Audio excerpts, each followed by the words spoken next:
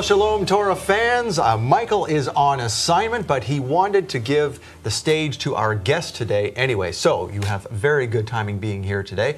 If you love Sodom and Gomorrah, the Ark of the Covenant, the Red Sea crossing, all of these classic teachings Michael does, Michael has something very familiar with our guest today. They both ran into a man named Ron Wyatt many years ago, and today's guest is the president of Ark Discovery International. Please welcome Kevin Fisher. Welcome, Kevin. Thank you. Nice to be with you, Scott. Welcome to Shabbat Night Live. So, this is something that I know was very close to Michael's heart, and he wishes he could be here, so he sends his regards, and he wanted to just tell everyone watching Shabbat Night Live that that he wanted to be here and ask you these questions, but I get the privilege of doing so. Fantastic. So, yeah. So Ron Wyatt, way back in, gosh, the 70s, Ron was looking into the mysteries of the Bible as we now find commonplace on places like the History Channel and Discovery. Sure. And he was really the pioneer in all of these things. How did it start for him? Okay. Well, he had seen a 1960 Life magazine article about this boat-shaped formation in the mountains of Ararat, there in eastern Turkey. It was spotted by a Turkish army captain, Mr. Durpınar. Okay. And in 1959. And so this group, mainly from the USA, went out there to explore the site. And Life magazine reported on their time out there. They saw the boat-shaped formation. Half of them thought it was a natural formation. The other half thought, hey, this has got potential. But it sat there, for 17 years without anyone else going out there.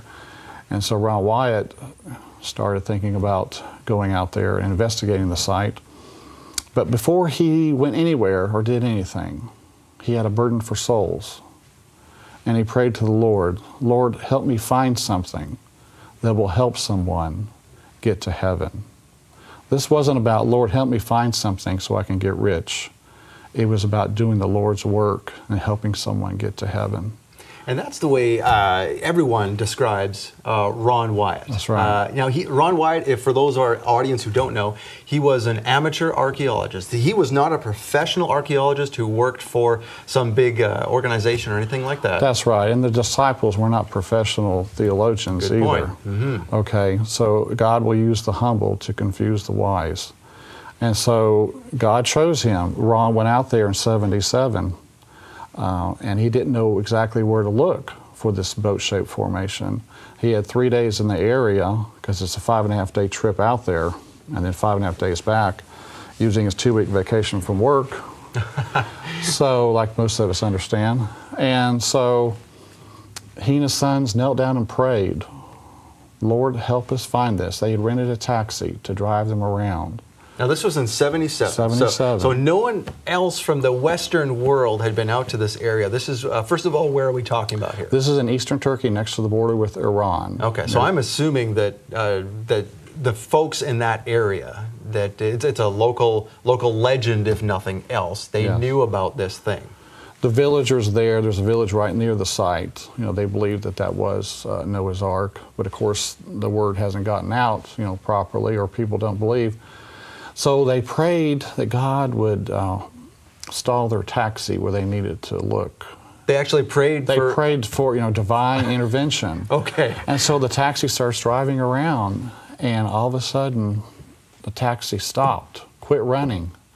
The driver's confused, but Ron and his sons are excited. Huh. And they jump out and put a pile of stones there. Okay. And they get back in, the car starts up, and they start driving again. So this happened 2 more times that day. So this thing, now, did they pray for, maybe you don't even know this end of it, did they pray for that the taxi would stall, something specific, or something would happen? Well, they were in the taxi, and they prayed that God would intervene and help them find it. Okay. Okay, so anyway, the taxi stalled 3 times, and so the next day they went back to these piles of stones, and they walked directly out from them. And there is Noah's Ark. There are these sea anchors that hung from the ark to help keep the front pointed into the waves. And then the remains of what appears to be Noah's house or some building associated with Noah. So God directed them to these sites. And these were things that Ron later investigated. And of course the Noah's Ark site was deemed Noah's Ark National Park with a visitor center. And Well, we'll get into that. We want to save some of these details. We won't want to give away all the... So God was using him. Yeah. Okay, and God could tell, Ron could tell God was using him, and the next year, then, he decides to start looking for the Red Sea crossing site. Now, what possessed him to do this type of thing? Is it just a divine... I think God puts ideas in people's minds. Absolutely, if you're in connection with God, he puts thoughts in your mind. So he got the idea the next year, to look for the Red Sea crossing site. And so he went to the Gulf of Aqaba, to the northern end of Gulf of Aqaba is Eilat, and they rented an airplane to look along the eastern edge of the Sinai Peninsula for an opening through the mountains. So now this is, nowadays we have movies like Patterns of Evidence, a modern documentary that was just done, and all these other, like we said, the History Channel, Discovery Channel, but this is in what, 1980? Well, 78, yes. 78, so this is before any Westerner had dared stick their neck out and look for these things. Yeah, this is a totally new area. No one had looked over the Gulf of Aqaba for the Red Sea crossing, for instance. So he hired an airplane and asked the pilot, Moses. Yes, Moses. Now, I love it. He says, Moses, is there a way for the children of Israel to go to these mountains here along the eastern edge of the Sinai Peninsula? And Moses said, yes, I know the spot. I'll bet Moses knows the spot. Yeah, he sure does. And so they went down to the beach at Nuweiba, a large, 5-mile long beach that juts out 3 miles into the Gulf. And he said, there's Wadi Watur that goes through the mountains and empties onto this beach. It's about a 30-mile drive through the mountains. We've been through there. Now, the Wadi Watur, a wadi essentially is a dry, deep cavern. Like a canyon, Yeah. And they snaked their way there to the Red Sea crossing site. So, and while he was there, he found this column marking the spot. A column? Like what kind of column? It was a pillar erected by Solomon, he found out later. Okay. Okay, and then the next time they went there, they found chariot wheels in the water. So on that second trip they made there, with the first dive, they found the chariot wheels. He had to leave.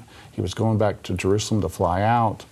And it's at that point then that God performed a miracle. He raised Ron's arm in the Garden Tomb grounds, and Ron said, there's Jeremiah's grotto, and the Ark of the Covenant is in there. So wait a second. Yeah, so this is, he's being led from one adventure to another. This is like real-life Indiana Jones here.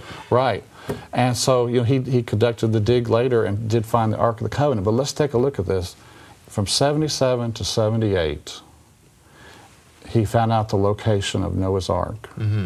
He found the Red Sea crossing spot. That then told him for sure Mount Sinai is over in Saudi Arabia, and God raised his arm and put the words out of his mouth. There's Jeremiah's grotto, and the Ark of the Covenant is in there. He said that in 78. Within 1 year, he had found, through the Lord's leading, these 4 incredible discoveries. God was truly using him. That is unreal. So obviously now, because people have been searching for these things from, for centuries, for thousands of years. There's always the legend of the chalice that Christ used at the Last Supper. All of these type of things. Where's a piece of the cross? Everybody's always looking for relics. Yes. But Ron was not looking for relics' sake, was he? No, he was wanting to do the Lord's work, and the Lord had a plan for these things to come out. These discoveries, they all deal with judgment in the past. Okay, at the flood, God judged man, had to destroy the wicked, but he saved his faithful. Sodom and Gomorrah, he judged the wicked, destroyed them. He saved his people. The Red Sea crossing, he saved his people, destroyed the wicked. Mount Sinai, he handed down the law, spoke it, and wrote it. And then, of course, the Ark of the Covenant contains that same law that we'll be judged by. So these are signs of past judgments. Why does he want them to come out?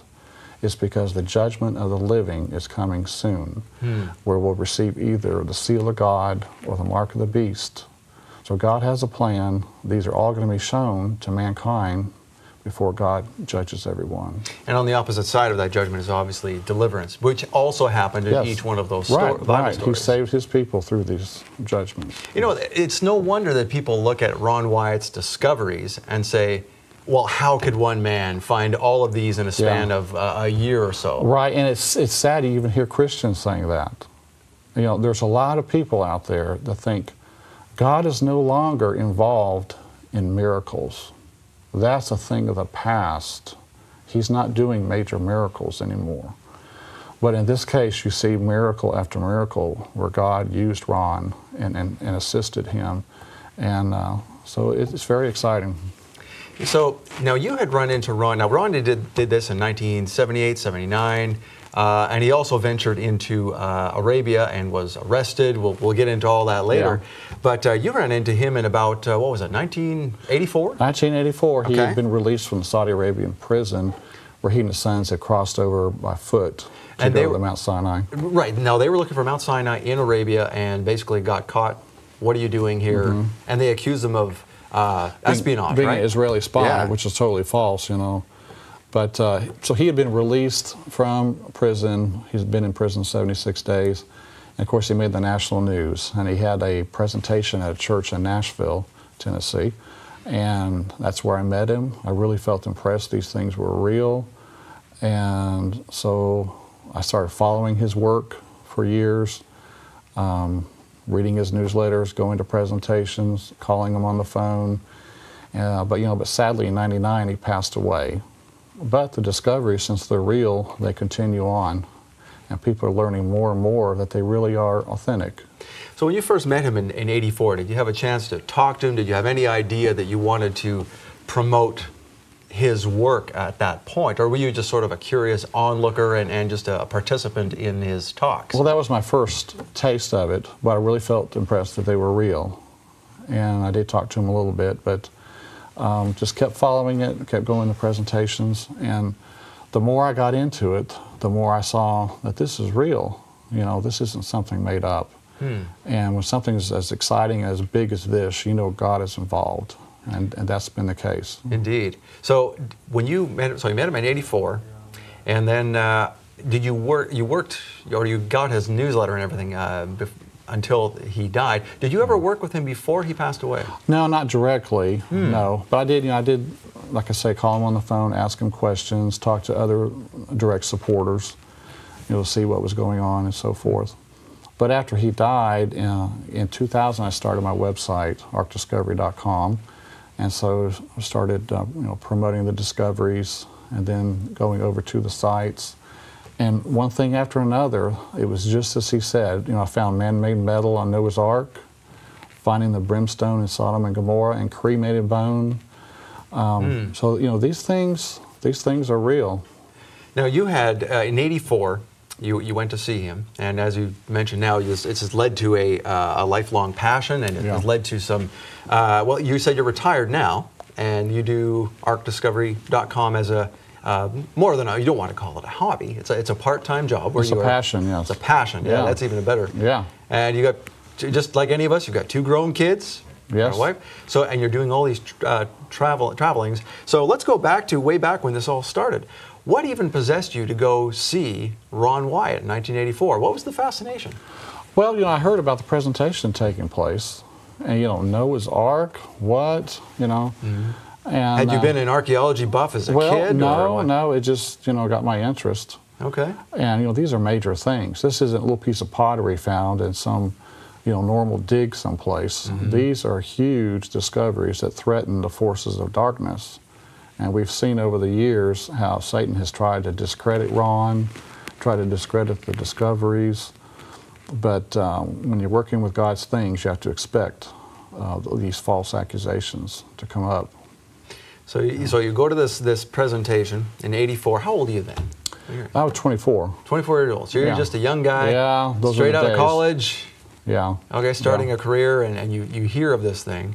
So along the years, did it ever occur to you, well, gosh, maybe I should be helping Ron? Did you want to help him before he passed away? Well, it took time and money, and I didn't have either. So time ran out, you know, when Ron passed away. It was sad. But then I started going to the sites. A tour group opened up in 2000, first time going to Noah's Ark in like 8 or 10 years. And so I've been back there several times since. But it's all incredible and it's all real, Scott. Wow, that is just unreal. And so now he's doing all these discoveries, but that's not his full-time job. As we mentioned earlier, Ron is not an archaeologist. That's right. He was a nurse anesthetist. But so he would work a month or two in Nashville, take most of that money and head overseas to work on these discoveries. Back and forth for 22 years doing this. Wow. And he spent approximately $1 million working on the discoveries and 120 to 130 trips overseas. If you can imagine going overseas 120, 130 times, that right there wears you out. That is a worn-out passport, if nothing else. Yeah, living out of a suitcase, you know, for half of your life, half of the... Goodness, what did his wife think of all this? Did you ever talk about that? Well, she's been a big supporter and a big help to him. Okay. Yeah. Is she still with us? She is, yes. Rona Wyatt Lee. Okay. Yeah. So, but Ron totally devoted to this, you know, putting his time in it, putting his money in it. And you know when someone is doing that much and everything he's saying, one thing after another is found to be true. The man's humble, authentic, very genuine Christian. A lot of people can see that when he's doing a presentation, speaking at a church. They can see that, you know, he's a genuine, humble Christian man. So he's going now. He's a nurse anesthetist. So he's you know he's not living below the poverty line. He has some money to spend, and obviously he did that with his trips. I understand by looking at your website, arkdiscovery.com, that when Ron was with us, I mean, his home looked very humble. He lived in he showed us to live in a duplex. That's true. I mean, he lived in a duplex, if you can imagine, a humble little duplex with large bookcases with all these archaeology books, you know, historical books where he would do research and so forth. So he was putting his money where his mouth was and putting it into the work, devoting, you know, his life to this. So you knew that this man was, you know, telling the truth. You can see the four major discoveries: the Noah's Ark, Red Sea crossing, Mount Sinai, Sodom and Gomorrah. Those are visible things that you can see are real. Now, the Ark of the Covenant, some people have had a lot of doubt, but his credibility was established. God showed that he was working with Ron, and when Ron comes out with a report from the Ark of the Covenant cave, we need to respect that. On the Day of Atonement, when a priest went into the most holy place, he didn't take a committee in there with him to anoint the most holy. He went in by himself to do the Lord's work and came out with a report. Ron did the same thing. He went into the most holy place, got to see the Ark of the Covenant, and he came out with a report. And so we should respect that. I have respect just for the fact of seeing some of these photos of, I mean, this guy had some guts. When you look at the first photo, I think it was from the photo said around 1981, the first time he went down into the cave where the Ark of the Covenant is, where he found it. That is a small opening. This was not some giant cave. This is scary. A 100-foot tunnel leading down to the Ark of the Covenant cave, and you're going down a chimney, up a chimney, squeezing through tight places, as you say, sliding across a board with a 40-foot drop. Very precarious, very hard work. He worked from 79 to 82 on this first tunnel that he dug. So he dug this tunnel? Well, he and his associates. There's a lot of people that helped him. Yeah. Some of it were natural cavities. You would hit a natural cavity that would let you go a little further. You may, of course, this is solid rock we're talking about. We're not talking about just loose sand or soil. Right. This is hard work. So he progressed, you know, the 100 feet to get to the spot. But he said this is too difficult a route to get to the Ark of the Covenant cave. And so he spent another 7 or 8 years building a second tunnel to the Ark of the Covenant cave. And we're talking a lot of money spent on the second tunnel because he thought some of the temple furnishings needed to come out. So again, building a second tunnel, a friend of mine was on the dig with Ron for about 3 weeks. He said Ron paid all his expenses. He said Ron probably paid out $7,000 in that short amount of time, and they only made 6 feet of progress.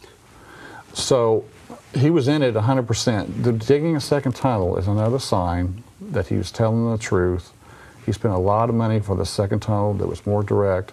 If you're a fraud, all you need is one tunnel. Okay? One tunnel and a good story. Yeah, and then you could say, hey, you know, if I'm the real fraud, come on down through this tunnel. I'll let you look in this cave, and you can see my Ark of the Covenant that I made. And you just pay me $5,000 and you can do that. But no, Ron wouldn't let people look into the cave. You know, did the high priest let people look into the most holy place? No. No, and in fact, what would happen if they did? They would die. Now, tell us a little bit about how that correlation, we don't want to get into too much detail, but I want to share that because we're at this point and we want to talk about this. So, it's interesting that you mentioned that Ron was like a type of high priest that went into the holy place because others tried to go in there.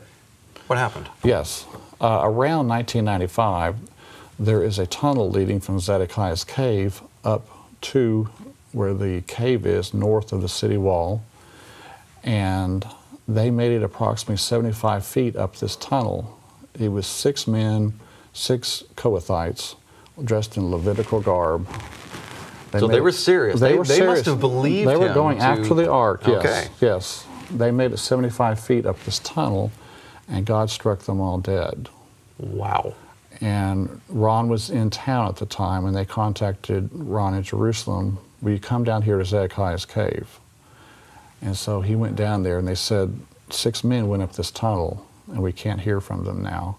And so he went up the tunnel with a rescue basket and rolled the men into the basket, and they were pulled out one by one. So the Israeli authorities know this is real, but they don't know what to do. You know, at this point, it's a waiting game for them, and it is for us too. It's not for us. God has a timing for this, and it's not for us to force the issue, you know, to try to bring it out. So the Israeli authority, they know it's there. I find that very interesting because, you know, Ron's first trip down there to find the Ark of the Covenant and to do all of these discoveries, this was before the Indiana Jones movies came out. Yes. It's almost as if he was the inspiration for the movies. I think, you know, in 78, Ron made this statement, and Satan heard it too. And Satan said to Steve Spielberg, let's make a movie about the Ark of the Covenant. That's what I think. Okay, so the bogus story comes out when the real story is coming out.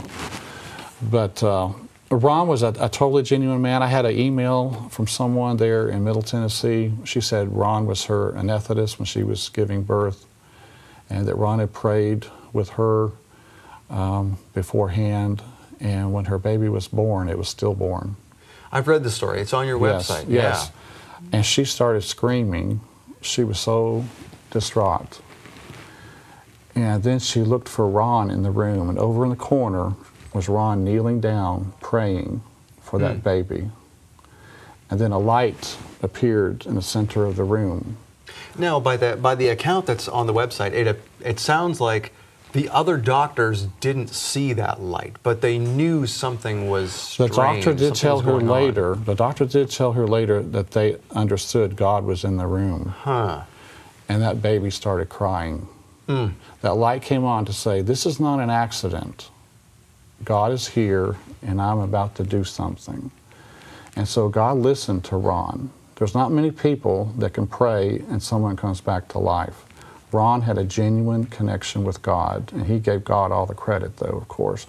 This is something, you know, I found out through someone contacting me. It's nothing he ever told anybody. Really? So he didn't relay this, so he didn't say anything? Right, not that I know of. This is something totally new.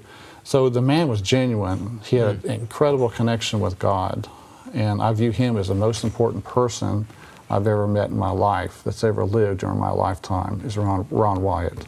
So now we're going to get into a little bit later in the second half of the program tonight, Michael's encounter with Ron, and just how he found the discoveries and what got him interested as well. Sure. But yeah, I just find that this everywhere you turn about Ron Wyatt, other than what is seen in the media, and the media, strangely enough, has just sort of written him off and they don't talk about him.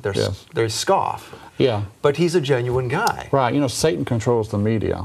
You can't expect the evening news to announce Ron Wyatt has found all these wonderful things. Isn't this exciting?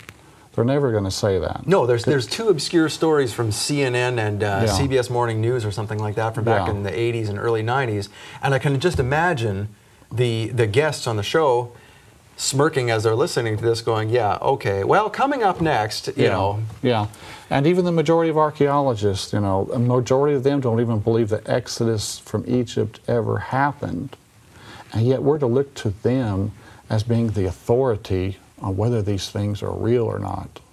Thankfully, you know, the new documentary that has come out, the Patterns of Evidence, has all but quashed those reservations, because it's real. I mean, you look at that and it's pretty undeniable. Yes, and they're working on their second film, which will cover the Red Sea crossing site that Ron found, and the Mount Sinai in Saudi Arabia that he found. All of these exciting things that we're going to be talking about in this series. For more than 20 years, Ron Wyatt spent his life and his life savings on researching and finding the real Mount Sinai, Sodom and Gomorrah, Noah's Ark, and the Ark of the Covenant. Discover the amazing truth of Ron Wyatt's discoveries in a special series from A Rude Awakening International, AD, Archaeology Discovered.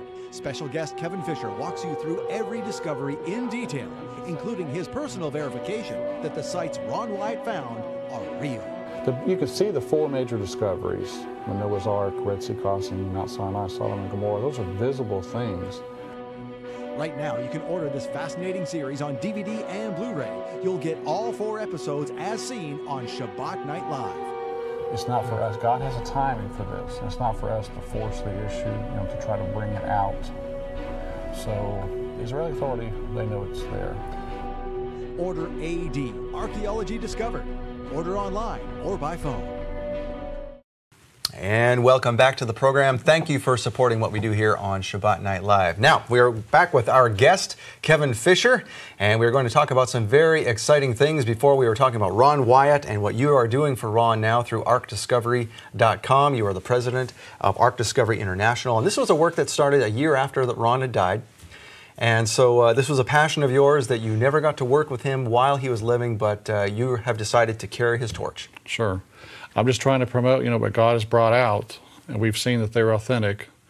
And so it's very exciting information. Indeed. And Michael had met Ron Wyatt. This is how Michael got interested in the Red Sea crossing, Sodom and Gomorrah. All the classic teachings that Michael Rood has done came from visiting with Ron Wyatt. And he, like you, had visited with Ron Wyatt in person, found him to be a very humble, genuine individual that it was impossible to doubt that the things that he discovered were real. And that's why Michael is so passionate about it as well. And he met Ron through going to a talk by Henry Groover. And Henry Groover encouraged Michael to go and visit Ron and see that he was real. And so I'm glad that you're here, because Michael would be just tickled that you're showing all these things here. Michael has his own collection of brimstone. Yeah, I know he's been there a lot. Yeah, and that's what we're going to get into now. We're going to get into the nitty-gritty here. We're going to talk about Sodom and Gomorrah, and we're going to talk about something else yet in this next segment of the program. So take it away, Kevin. What can you tell us about Sodom and Gomorrah? Well, first of all, a lot of people think all the cities are under the south end of the Dead Sea, that you cannot see them. Okay. But we're told by Josephus, the traces or shadows of the 5 cities are still to be seen. This was in the 1st century, and the water level has not risen since that time. We should be able to see them also. And so when Ron Wyatt in 1989 was driving along the Dead Sea, the one road along the Dead Sea there that goes through Israel, he saw these light color formations. In the background, you can see Masada in this image. See Masada is much darker. In the foreground, you see the soil is much darker. But in the middle bottom there, going horizontally, you see the ashen remains of Gomorrah. So that's right on this. I mean, we can see it in this photograph. Yes, They didn't disappear, as some people say, into the sea. And these are ashen formations. These are not just natural sedimentary rock and so forth. And so this is an image up to the north. This is of Admah near Jericho. Okay. And again, you see the light color ash. It's very distinct, isn't it? Yes, it stands out. Right. And then it is a soft material compared to what you would see normally in some type of soil. And then here is inside one of the cities. This is probably in Gomorrah. In the distance, you can see some right angles, a sign of, again, man-made construction. Now, I lived in a province in Canada called Alberta for some time when I was younger, and there was an area there called Drumheller, and it had rock formations called hoodoos, is what they called them there. Okay. And it was where they found a lot of dinosaur bones from erosion and things like that. And people might argue that, well, those are just hoodoos, or those are like what we see in Arizona, but at closer inspection, that is not what we're seeing here. Even I can see that. Yeah, it's a combination of burned limestone and brimstone or sulfur is what it is. The ash has been analyzed and so forth. And here's a nice image here of a nice 90-degree angle with a straight edge. Again, sign of some type of man-made construction in the ashes there. Right, because even though we see, like we talked about Arizona, where you have these rock formations that have been dug out by wind erosion years and years, they're usually rounded things. They're not going to be square. Like you have arcs and things of that nature, but nothing like this. Yes, these stand out. And then here's an image I shot of, it looks like an arched entrance into the remains there. You have to be very careful when inspecting these sites. I've seen a lot of people. Last time I was there, I saw more and more evidence. I was back there in November. More and more evidence that people are inspecting these sites. People were stopping and getting out when we were there to inspect them. But there was a tour group that went out there and they found a hole on top of the remains here, and the people started gathering around it, and it fell through. Ooh. And 5 people died. Really? It's hard to breathe in ash. And so you have to be very careful trying to go into the remains. So now there's another risk of this whole discovery here, that although we are finding more information about this area, I mean, if there are deaths happening there, it could be quite plausible that the Israeli government could say that's enough, we're closing this off. Yes, they could at some point, but the tour groups are not going out there anymore. Of course, the tour leaders don't want to be held accountable for something happening. Oh, so this like did that. not happen most recently in November? Not recently, no. Okay. But sometime in the past. So you have to be careful when going out there. So here's another image we could see on one of the streets. In the distance, you can see some beautiful 90-degree angles jutting out from the formations. That definitely looks like a building of some type. Yes, right. More evidence of man-made construction. And then here's a little closer shot of it. Really impressive, jutting out. So now the walls are there, but now we see a lot of sediment around the walls and water erosion over the years. What is all that sediment there? That's more of the ash that's just run down, the loose part of it that has worked its way down. There is some rain out here, not a whole lot. It does get a lot of wind erosion, as you spoke of, in this area. So most of the cities, they're in poor condition, but they're 3,500 years old. Very old remains, and it's rather soft material, so you can't expect them, to look perfect at this point. Now, Paul knew about these. He knew about these cities. He spoke of them. Now, is there any evidence to suggest, or do you know that people have always known that these cities are there, and it's just in recent times that we've dismissed it? Well, Josephus did say that he saw the brimstone. Josephus said he saw Lot's wife's pillar. And then he said traces or shadows of the cities are still to be seen. So it was documented in the first century, that they were there. And, Paul does say that they're a sign or example unto us, unto the ends of the world. And that example there is a visible example. And that's what we're seeing here, are signs of God's past judgment that we need to heed. Because this is going to happen again in the future when the lake of fire and brimstone, it falls down. So, and then here's another shot of some of the remains. Again, 90-degree angles coming out from the formations. And then here's a shot. This is like a 90-degree turn here. It's basically a square structure sticking out from the ash. It continues around the other side. So you have multiple 90-degree angles on this building. Are there any assumptions as to what some of these things may have been? I know that Michael in his series on Sodom and Gomorrah mentions one area that looks like it would have been a temple.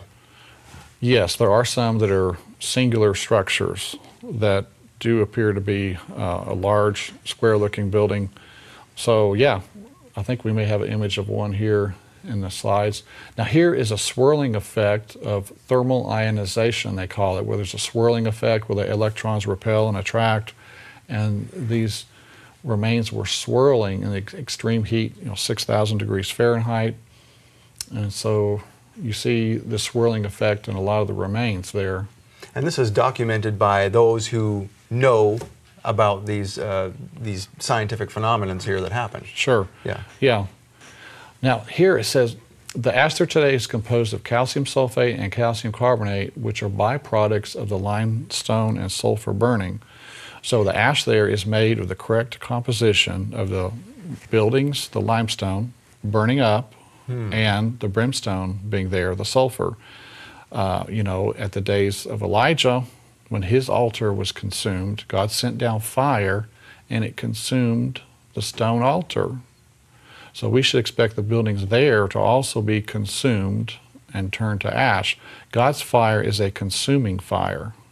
And that's what he did that day. He consumed all the buildings. So the chemistry doesn't lie. Right. This proves that there was a building here. These are not just geological formations. Yes, it's a testament, to what happened there.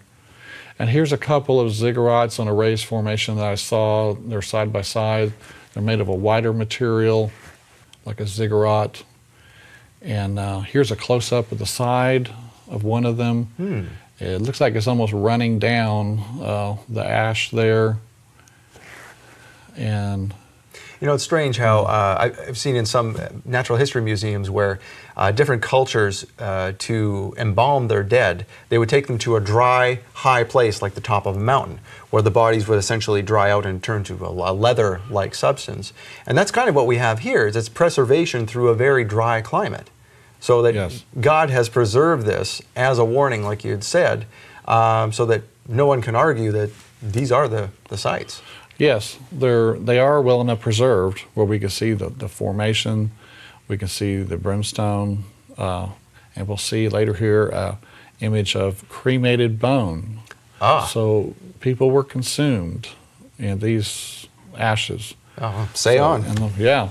So in Genesis 19:24, then the Lord rained brimstone and fire on Sodom and Gomorrah from the Lord out of the heavens. So we should expect to see brimstone there. And on the side of that former formation that we saw just a minute ago, I saw some brimstone embedded in the side of it there. It was in a hardened shell. This brimstone, when it burns, the outer part of it turns to a liquid, and when it cools down, it has a hardened shell. And so in this graphic here, I'm using a knife to open it up, and inside you can see the unconsumed sulfur inside of it. Okay. Yeah. And then here is an image of something that appears to have melted.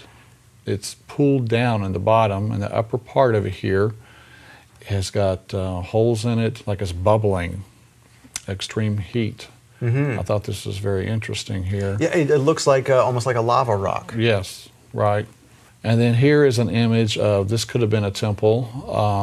On the left, it's in the graphic behind us here, but on the left we see some type of singular ziggurat, and on the right we see a tower. This is a popular location. There's actually dinner parties that happen right out here. It's like the locals recognize, this formation is unique. And yeah, I've been there twice, and they were holding nighttime parties there with elaborate lights set up and a sound stage. And so come have a party in hell. A party, right, with all these people, poor people died. So now obviously this struck you as something significant because you went to the expense of putting it on canvas. So what else holds special significance for this site, or is it just an interesting? Well, it's very unique. It looks like a man-made structure here. You have the ziggurat and you have the tower. So this is a very impressive picture right here. A lot of people get this photo. But here is a picture again of the ziggurat standing all alone there. And then next, this is very impressive. These are windows. You see a square windows going horizontally across here. Very striking to see this in the sides of the formations. Even if someone could argue that these are not walls, what in the world are square holes doing in the side of them? Right, these are all squares, every one of them. They're going across horizontally And here's a little closer shot. Wow. Yeah, it's stunning to see this. You don't see that, you know, in nature, something like this. Very impressive. And this, again, this is in ash. And even afterward, why would people come to this site and carve things on the side? Yeah. That doesn't make sense And this either. is high up. This is not down low. This is up high. It's hard to get to. Now, on the edge of most of the cities were a sphinx shape. And here we see a sphinx at the edge of Gomorrah. Perhaps it was designed to protect the city, but it did a poor job that day, I think. Now, if you saw that at just one location, you might say, well, like Golgotha, the place of the skull where Christ was crucified, there is a natural rock formation there that looks like a face. One could argue this, but there's similar sphinxes at each one of the cities. Yeah, I've heard that they're in each of the cities, yes. Now here's another. I'm standing by it here to get a size perspective, and you can see the nice sphinx design to it. Of course, after 3,500 years, it has eroded away, but you can still see some type of design here. So, and next, our friend Jason was climbing up the remains, trying to get to a large chunk of brimstone in the side of the remains. When you see a large chunk, it's nice to try to go after it.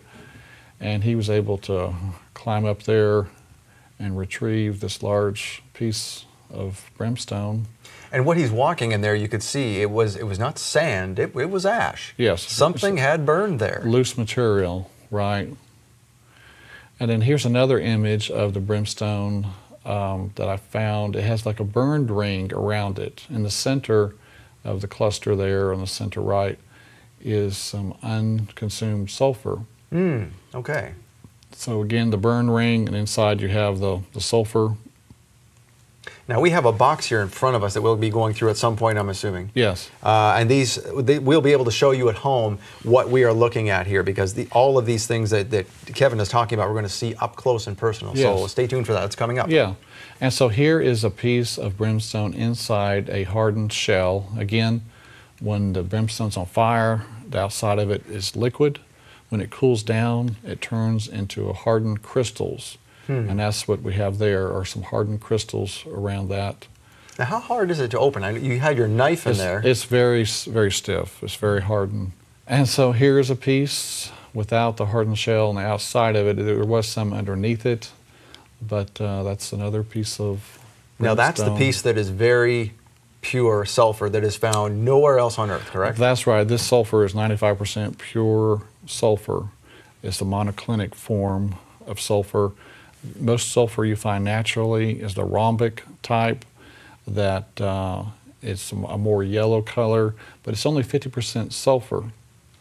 So there's a big difference. So God rained down a unique type of sulfur to do this work. And so he left behind a marker for us to see that, you know, these sites are real.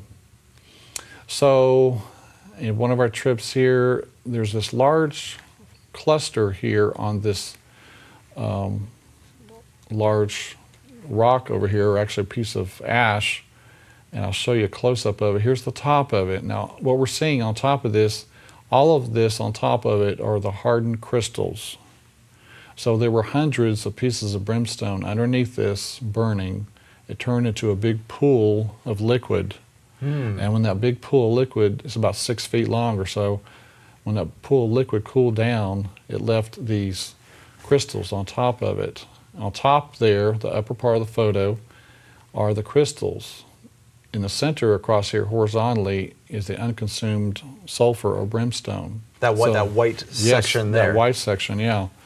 So, very, very impressive find. Again, on top of the crystals, you see the brimstone in the center going horizontally. Very impressive find. Here's another image of it. You see the brimstone sticking out, the crystals on top.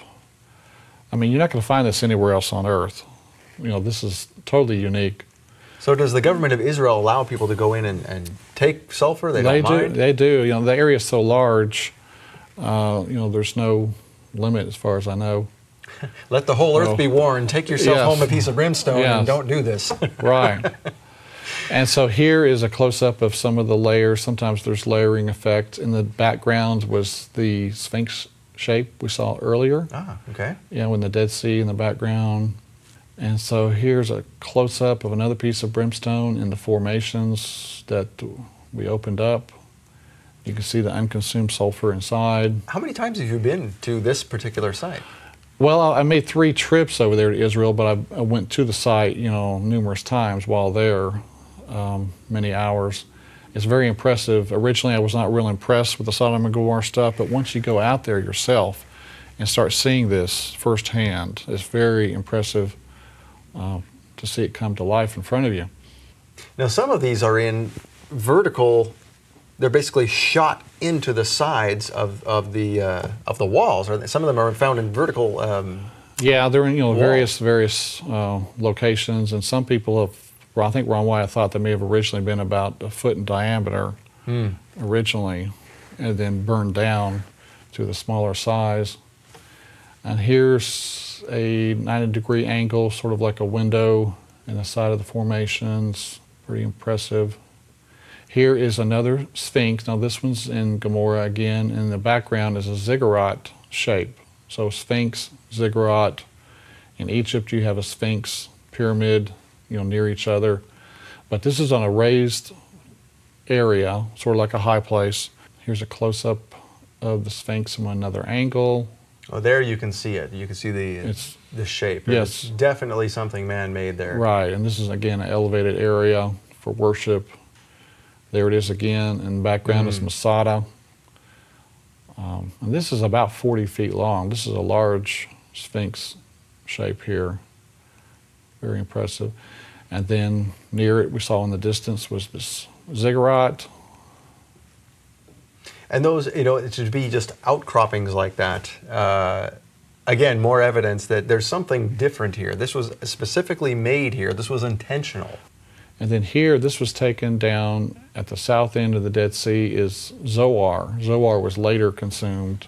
And it has kind of a square. If you see the light ash there, this has kind of a square shape, the white ash there. So like today, the downtown core areas of most cities are grids, because that's where they start, and then the sprawl begins. And they branch out, lose its square shape, Here's another image in Zoar of a square image in the background. So this is drone footage. What are we seeing here? Yes, so here we're looking down on the formations, and then I'm panning up. Oh, wow, look at that. Yeah, and you can see across the city there. Now this city, which city is this one? This would be considered Gomorrah. Okay. The Bible gives the cities in order, creating the Canaanite border, and this would be the 3rd city that's mentioned, starting from the south and going up. So this is much larger than Zoar. This is Yes, huge. right, this is huge. Sodom and Gomorrah were the 2 largest. That's why a lot of times you hear them say Sodom and Gomorrah, and they don't mention the other cities because they were smaller. But in the distance is the Dead Sea. And this is all city, or some of this the hillside surrounding? This would be all city here that we're looking at. Previously we did see Masada in the background, but at this point this would be all city. How tall are the walls here? I mean, at estimation, what were the heights of these buildings? About 30 feet, a lot of them. It's quite large. And what are we seeing there? Is that a street or where the river runs? A lot of these would be streets. And of course, there has been some erosion since the time. And there's the base of Masada in the background. Now, some of these, like on the right-hand side there, you can see that one little area on the 2nd level, as it were. Yes. That is very right angled. Right. That right. looks far definitely, right here. Yes. Yeah, you can't deny that was something man-made. Yes. And what are we seeing here as we zoom in over this area? These are more of the remains here. You can see again the flat wall on the right here, right center. It's almost buried. And that's all that's all the crystallization on top and brimstone underneath, I would assume. Some of it would be. Most of this is just loose ash. Okay. Yeah. But again, ash, not dirt. Right, right. This did happen here. Yes. So why do you think it is that archaeologists still dispute that these are the cities and they claim that they were swallowed up into the Dead Sea? I don't understand. I mean, the evidence here is so clear. It's very interesting. Wow, look at that. So you've gone out here several times. You bring people with you, or do you explore on your own? Well, it's usually just friends, I bring out there to take a look. Okay. But very exciting to see. Now, it's also sad. I mean, you got to realize that there were, perhaps 200,000 people, died here in Gomorrah. Now, you had mentioned a few minutes ago about bones. Human bones. Yes. Do we want to get into that before we run out of time? We can. We can show what we have here in the display box that I brought. But in the top left, you can see the naturally occurring rhombic sulfur. And that's found elsewhere in the world? Elsewhere, yes. It's just 50% sulfur. On the left side, we see 2 pieces of brimstone, one in the hardened shell. The other one in the bottom left is out of the shell. And then in the top center, we see something that looks melted, a melted substance. In the bottom center, we can see cremated bone. Dr. Leonard Moeller, in his book, The Exodus Case, he has an image of a pelvic bone and vertebrae that he found out there. This is the same Leonard Moeller who was on Michael Rood's Red Sea crossing. That's he was the captain of the boat, as it were. Yes. And then on the right side here, we have some of the consumed brimstone where it turned into a liquid. And when it cooled down, it crystallized. So these are crystals here on the right side. And that's what we saw on that 6-foot pool that you were showing earlier. Right, the crystals. That is just eerie, especially the bone. Yes. That makes it, why would there be people's bones out there? Why would they be cremated? What's with the ash all around the area? Sir. It all adds up, doesn't it? It does. It's just too obvious. Well, this has been fascinating, Kevin. Thank you very much. We've got way more to talk about here. We're going to talk about Kadesh Barnea. We're going to talk about the Red Sea crossing, Mount Sinai, the Ark of the Covenant, and our final episode is going to be Noah's Ark. So, stay tuned to see the rest of the series. Thank you for supporting Shabbat Net Live, and we will see you next time with our guest, Kevin Fisher from